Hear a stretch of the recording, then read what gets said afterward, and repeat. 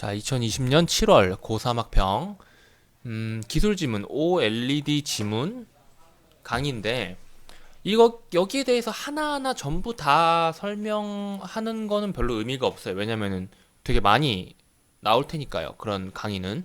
그래서 어떤 식으로 생각해야 되는지에 대해서 좀 주로 이야기하는 방향으로 할 건데 일단 보시면 과학 지문 같은 경우는 특히 이건 기술 지문이죠. 과학 기술 지문 같은 경우에는 특히 머릿속에 생각을 하면서 좀 이미지를 만들어가면서 읽어주시면 도움이 많이 되는데 이 일문단을 읽고 이거에 대해서 머릿속으로 생각을 잘 해가지고 가상의 이미지를 만들어 놨어야 돼요. 이걸 바탕으로 이야기를 풀어 나가니까 그래서 일단 일문단은 어떻게 봐야 되는지 해볼게요. 자, OLED란 LED의 발광층에 지금 봐봐요. 지금 보시면은 LED라는 게 있는데 LED라는 게 있어요. 근데 여기에 발광층이 있어요. 그런데 그러니까 LED라는 게 이렇게 따로 있는데 이 안에 원래 발광층이라는 게 있대. 그런데 여기에 어떠한 유기물질을 넣었대요. 이 유기물질이 어떤 유기물질이에요?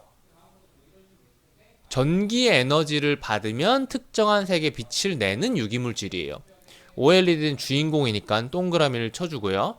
자주 계속 나올 거예요. 이런 식으로 계속 나올 건데 처음 나온 것만 체크해 주시면 됩니다. 그리고 두 번째로 많이 나오는 단어가 아마 이걸 거예요. TFT, TFT, TFT, TFT, 그리고 이렇게 TFT 이런 식으로 많이 나오는데 이것도 그냥 첫 번째 나온 것만 동그라미 쳐주시고, 왜냐면은 처음에 나온 거 이해했으면 이 다음에 이 단어가 나오는 거에 대해서는 전부 다 알고 읽어줄 수 있으니까 그 다음에 굳이 동그라미는 안 쳐도 됩니다. 아무튼 이렇게 됐는데 이 OLED 중에서 어떻게 해야 되냐, 요렇게 된 거를 OLED라고 한대요. 이것 중에 가장 기본이 되는 게 RGB OLED라는 게 있는데 이거 뭐예요? 레드, 그린, 블루에서 RGB죠. 이러한 각각의 서브 픽셀이라는 녀석들 세 개가 모였대요. 레드, 그린, 블루 이렇게 세 개가 모였는데 서브 픽셀은 전자를 주입해주는 음극이 있고 그리고 전자와 전공이 만나 빛을, 전공은 뭐예요? 여기서 읽으세요. 전자와 전공이 만나 전자가 들어갈 수 있는 군형, 뭐 빈 군형, 뭐 그런 거라고 보시면 돼요. 전자가 차지하고 있어야 할 자리에 전자가 없어 생긴 빈 공간 꼭 봐주셔야 됩니다. 전자와 전공이 만나 빛을 만들어내는 여기가 뭐예요? 발광층이죠. 그리고 전공을 주입해주는 양극, 여기는 전공을 주입해주는 양극이래요. 이 각 부위들이 어떤 역할을 하고 있는지 보고 이해를 해주셔야 됩니다. 이런 녀석들이 순서대로 뭐 다층의 구조를 이루고 있는데 우린 다층의 구조까지 생각할 필요 없이 단층의 구조도 이해가 힘드니까 이렇게 단층만 보도록 합시다. 이렇게 이루고 있는데 이것들이 막 겹쳐져 있는 거예요. 계속 붙어 있는 거예요. 이러한 서브 픽셀마다 일종의 밸브 역할을 하는 방막 트랜지스터라는 녀석이, 그러면은 이거를 아래쪽에 설명을 해야 되니까 위를 음극이라고 하고 아래를 양극이라고 할게요. 그래서 각 양극에 TFT라는 녀석, 이거 롤토체스에서 나왔던 단어 아닌가? 뭐 아무튼 이러한 TFT라는 녀석의 역할이 뭐예요? 전류를 조절하는 녀석이에요. 차단할 수도 있고 통하게 할 수도 있고 양을 조절할 수도 있고 이 서브 픽셀을 모두 끄면은 어떻게 돼요? 이게 전부 다 꺼지니까 이게 전부 다 시커매지겠죠. 그쵸? 그리고 모두 켜면은 빛이 있는 대로 죄다 들어갈 거기 때문에 빨강과 초록과 파란색 빛을 다 합쳐버리면 어떻게 돼요? 흰색 빛이 되죠? 그 미술에서 빛과 물감의 삼원색 해가지고 뭐 그런 거 하는데 뭐 있습니다. 그래서 이 빛의 이 TFT를 통해서 빛의 양을 잘 조절을 하면 다양한 색상의 빛을 표현해 낼 수 있대요 라고 해놓고 이제 우리 수특 2021학년도 수특이죠. 21학년도 수특 과학기술 1 지문에서 나왔던 들뜬 상태와 바닥 상태라는 녀석 개념이 연계가 돼요. 언제나 수특 지문에선 이런 식으로 특정 용어에 대한 개념 용어가 연계가 되는데 이것을 간단히 말하면 어떤 것이냐면 거기에서 나왔던 수특에서 나왔던 개념 그대로를 얘기하면 어떤 물체는 에너지를 받으면 들뜬 상태가 돼요. 우리는 들떠 있을 때 어떤가요? 막 신나죠. 신나해요. 이 들뜬 것을 가라앉히기 위해서는 어떻게 해야 돼요? 그냥 가만히 있어도 가라앉나요? 아니면은 그 에너지를 방출해줘야 더 잘 가라앉나요? 당연히 방출을 해줘야죠. 방출을 해줘서 안정화된 바닥 상태로 가는데 이 들뜬 상태는 외부의 자극에 의해서 외부의 에너지 주입에 의해서 이루어진 겁니다. 들뜬 상태에서 바닥 상태로 가는데 그러면은 이 과정에서 뭐가 있겠어요? 에너지 방출 과정이 있어야 돼요. 저절로 없어지지 않아요. 그런데 이 에너지 방출의 형태를 빛으로 한다 이겁니다.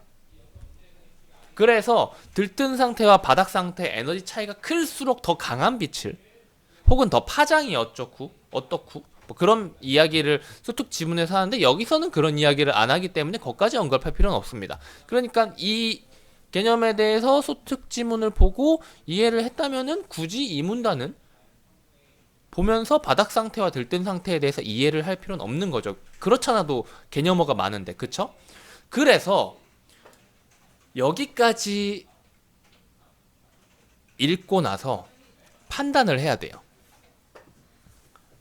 자, 원래는 1문단만 읽고 판단을 하는데 2문단에서 수특에 나왔던 개념이 연계가 돼가지고 1에서 2문단을 읽고 판단을 해야 됩니다. 어떤 판단을 해야 되느냐? 1. 지문을 쭉 정독해도 시간 여유가 충분하겠느냐 판단을 하셔야 되고요. 그리고 두 번째는 뭐예요? 뭐예요라고 물어봤죠. 대답을 못하죠. 자, 두 번째는 문제를 보고 문제를 판단 및 분류를 하셔야 되는데 어떤 식으로 판단과 분류를 할 수 있느냐? 문제 먼저 문제 먼저 보고 풀 수 있는 것들이라고 하기도 뭐예요. 이것도 어차피 결국은 지문을 봐야 풀 수 있는데 뭐라고 설명을 해야 되냐? 문제에서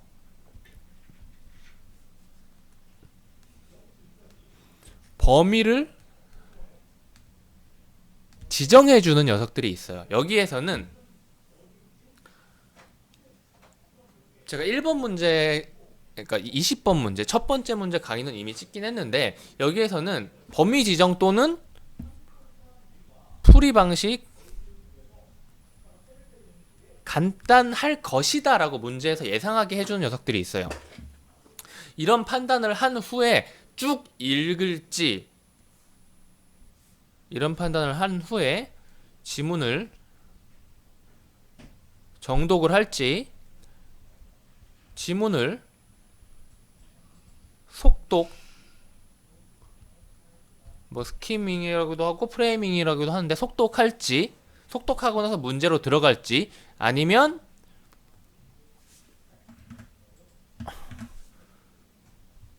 풀 문제를 정해서 지문과 함께 이러한 방식으로 같이 읽어 나가면서 풀지를 정하셔야 돼요. 이제 이걸 지우고 20번 문제 같은 경우에는 20번 강의에서도 설명을 했었지만 이 문제가 과학 기술 지문의 내용 전개가 아니죠. 내용 전개를 물어보는 문제인데 뭐가 없어요? 시간의 흐름이 없어요. 인물들이 안 나와요. 그리고 어떠한 이론 같은 것들이 안 나와요. 그렇다는 말은 뭐일 수밖에 없어요? 어떠한 대상의 기능, 구조, 원리에 대해서 설명을 하는 글일 수밖에 없다는 거라서 답이 바로 2번으로 나오게 되는 거예요. 그래서 이 문제는 사실 풀 때 10초 이상 걸리면 안 되는 문제인 거죠. 그리고 다시 풀 수 있는 문제는 21번이 있죠. 기억에 대한 설명. 범위를 이미 지정해줘서 기억 어디 있어요? 맨 처음에 있네요. 근데 RGB OLED가 뭐였어요? RGB OLED가 OLED의 가장 기본이 되는 것으로서 1문단에서 이미 설명이 되었던 거죠. 이 녀석은 일단 기본적으로 1문단에서 시작하는 녀석인데 우리는 1문단, 2문단을 방금 전에 읽었기 때문에 지금 바로 문제로 들어가도 전혀 어려울 게 없죠. 그리고 만약에 여기에서 답이 안 나와가지고 그 다음이나 그 다음 문단까지 읽어주는 플러스 알파가 필요한 상황이 생긴다고 하더라도 이거는 낭비는 아니죠. 그리고 23번. 그래서 20번은 여기 전체적인 흐름으로 푸는 거라고 했고 여기는 21번이 차지하게 될 거고 23번 문제는 뭐예요? A와 B에 대한 설명으로 가장 적절한 것은 찾아라 그랬어요. 근데 A랑 B는 여기 있고요. 배면 발광은 바로 여기에서 정확히 말하면은 여기서부터 설명을 시작하고 있고요. 그리고 전면 발광은 여기서부터 제대로 된 설명을 시작하고 있죠. 그래서 A와 B에 대한 설명으로 한다면은 왔다 갔다 하면서 읽어줘도 되긴 하는데 저 같은 경우에는 문제에서 A 먼저 다 추리고 어떤 거 틀린 말이고 어떤 건 맞는 말이고 이럴 거 아니에요. 그리고 B 이런 식으로 나오면은 어떤 거는 뭐 맞는 말이고 어떤 거는 뭐 틀린 말이고 이럴 텐데 그래서 둘 다 맞는 것을 찾아주면은 보통 이런 식으로 푸는 게 제일 쉽습니다. 그래서 잘 얻어 걸릴 경우에는 문제 아직 안 풀어봤는데 잘 얻어 걸릴 경우에는 A가 5개가 나왔어요. 모든 선지에서 A가 다 나왔어요. A에 대한 설명이. 근데 A만 읽으면서 풀어봤는데 4개가 틀리고 하나가 맞았네? 근데 적절한 건 찾으라 그랬네? 그럼 B를 볼 필요도 없이 이게 답이겠죠. 왜냐면 맞는 말을 한 건 이거고 나머지는 전부 다 언급된 말이 틀린 말이니까요.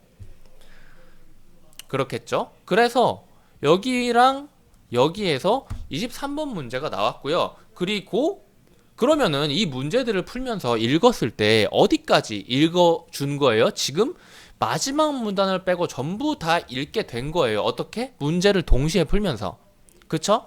그리고 마지막 네모난 미소공진 현상이 있는데 이것은 아마 종합적인 형태가 될 가능성이 높아요. 왜냐면 문제가 제일 마지막 문제고 그리고 이를 해결하는 이라고 했으니까 앞에 설명을 읽으며 일어난 문제점에 대해서부터 이해를 한 후에 미소공진 현상을 봐주는 게 더 나을 가능성이 높기 때문이죠. 하지만 우린 여기까지 일단 읽으면서 이해를 했을 거예요. 그쵸?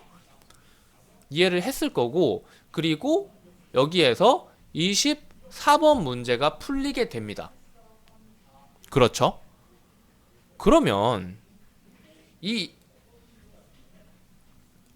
뭐 22번 문제 뭐 그림 문제였던 것 같은데 여태까지 지금 문제가 정확하게 나오지 않은 곳은 어디인가요? 라고 했을 때 여기가 일단 가장 크죠. 왜냐면은 이게 만약 그러니까 제대로 완벽하게 냈다고 쳤을 때라면은 공식에 의해서 나온 문단이 아니라 안 나온 문단에서 문제를 내고 싶을 텐데 그런데 별로 어려운 내용은 없기는 한데 여기에서 딱 제가 봤을 때 까다로운 단어는 이 밴드갭이라는 단어가 까다로워요. 그런데 이 밴드갭이란 말이 안 나왔죠. 밴드갭이라는 것에 대한 문제가 나올 가능성이 높고 그게 만약에 아니라면 기본적으로 이 서론을 제외한 나머지 부분에서 문제가 나올 가능성이 되게 높아요. 한번 볼까요? 25번? 22번이죠. 여기 이제 지울게요. 아니다, 지우지 말고 이렇게 22번은 뭐죠? 아, 그러네요. 22번 밴드갭에 대한 내용이 나왔죠.